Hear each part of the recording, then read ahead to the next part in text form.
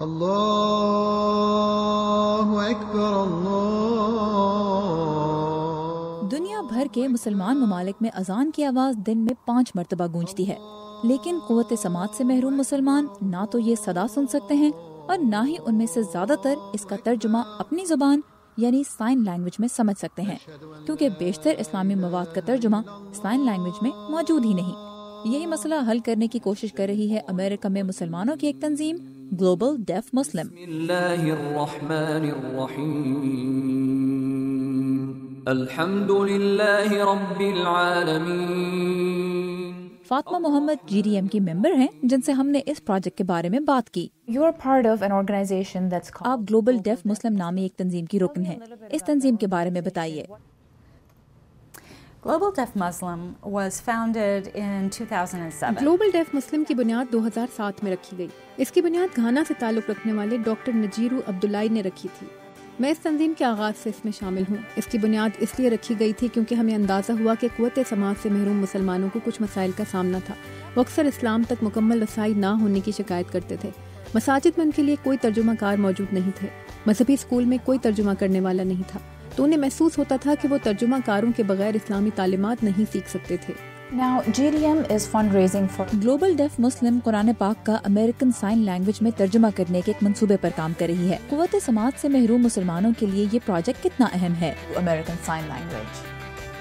So deaf people typically rely heavily on بہرے افراد اشاروں کی زبان کا سہارا لیتے ہیں، وہ اپنے ہاتھ استعمال کرتے ہیں۔ ان کے لیے کوئی چیز سیکھنے کا بہترین طریقہ سائن لینگویج ہی ہے۔ وہ اسلام کو بھی صرف پڑھنے کے بجائے سائن لینگویج کے ذریعے بہتر طور پر سمجھ سکتے ہیں، کیونکہ اکثر انہیں انگریزی زبان اتنی اچھی طرح نہیں آتی کہ وہ اسے پڑھ کر سمجھ سکیں۔ to read it. Tell me a little bit about what stage the project is at. یہ پروجیکٹ اب کس سٹیج پر ہے اور اس کے لیے فنڈز جمع کرنا کیا مشکل رہا ہے یا لوگ آپ کی مدد کے لیے آ رہے ہیں؟ Receptive to the needs of the deaf Muslim community. GDM relies heavily on donations. GDM بڑی حد تک عطیات پر انحصار کرتی ہے۔